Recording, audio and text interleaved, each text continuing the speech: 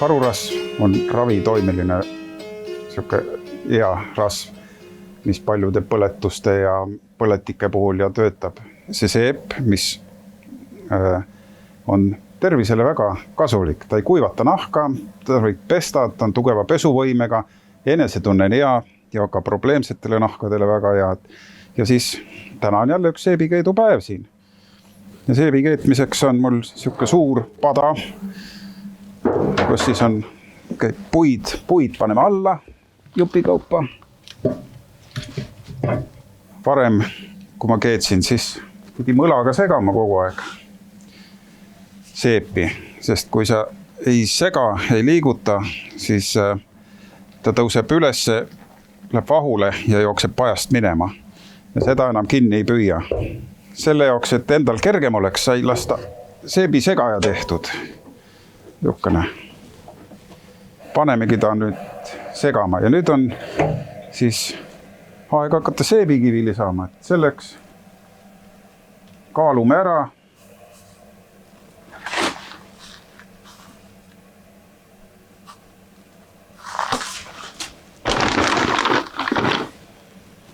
Nii. Läheme vett ka juurde ja lahustame selle graanuli ära. Aga selle lisamisega, sellega peab päris ette vaatama, et seda peab hästi väikese kogusena lisama, sest ta siit hakkab teda vulkaanina üles pritsima. Nüüd ta peab siin siuke paras aeg, 15-20 minutit võib-olla, et ta reageerib ära ja siis lisad jälle jupikaupa juurde. Ja ta hakkab neid tükke ära sööma, lõpuks ei ole enam ühtegi tükki.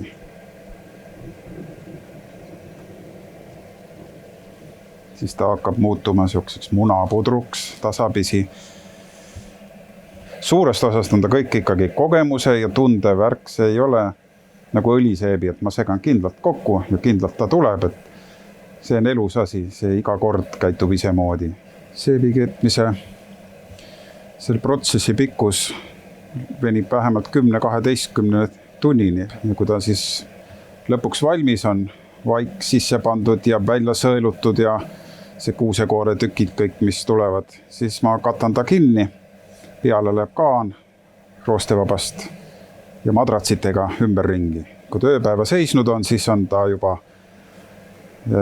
enam-vähem pealmine kiht pool sentimeetrit on angud, ülejäänud on kõik vedel veel puha. Ma võtan ta lahti, sest ta on juba, see leelis on välja vajunud alla, et oma ketas on puhtamaks saanud. Kui siia kuusevaik sisse läheb, see läheb kuusekoore tükkidega ja kõigega, et vaik on metsast korjatud, vaik sulab ära seebi sisse ja koored tuleb välja sõelaga võtta. Ja sõelaks ma kasutan sellist roostepava võrgus tehtud suurt sõela, siis koored jäävad peale ja saabki puhtamaks. Nii kaua, kuni ühtegi kooretükki enam ei tule. Kui nüüd see seep on siin 2 päeva mul seisnud, siis on ta muutunud ja angunud ära kettaks ja see on 1/4 nüüd sellest kettast, mis siin kui pajas on.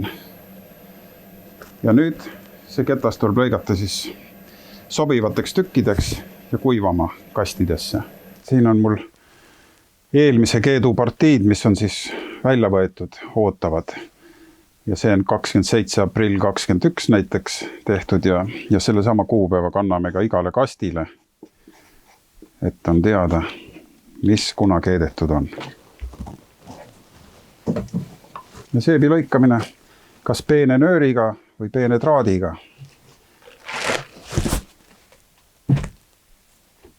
Ja siit lõikame kõigepealt ribad.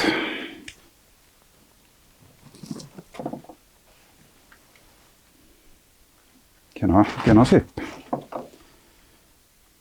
Ja ise me kasutamegi kogu aeg seda seepi, me ei tule enam mõttessegi muud seepi kasutada.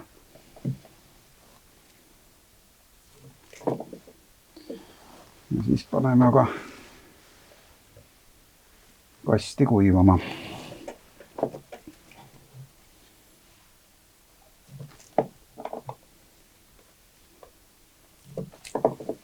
niisugune kuskil 130 grammi, kui on ära kuivanud. Nii saigi kast täis.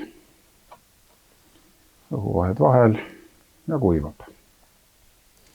Kõigepealt paneme ta tsellofani sisse. Seep on, kui ta õhuniiskust saab, siis ta hakkab kohe oma elu elama.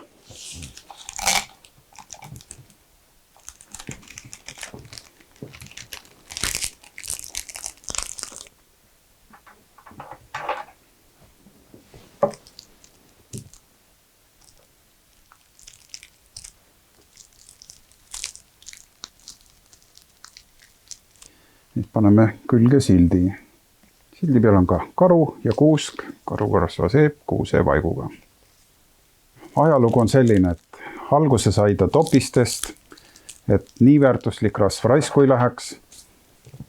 Aastakümneid on nüüd teda lihvitud, täiustatud, paremaks tehtud ja ma arvan, et kui ta inimestele sobib, siis karud ei peaks nagu häbenema ja nende vaimud võiks rahus olla, et nad ei ole oma elu elanud mõttetult ja nende väärtuslik rasv on leidnud kasutuse.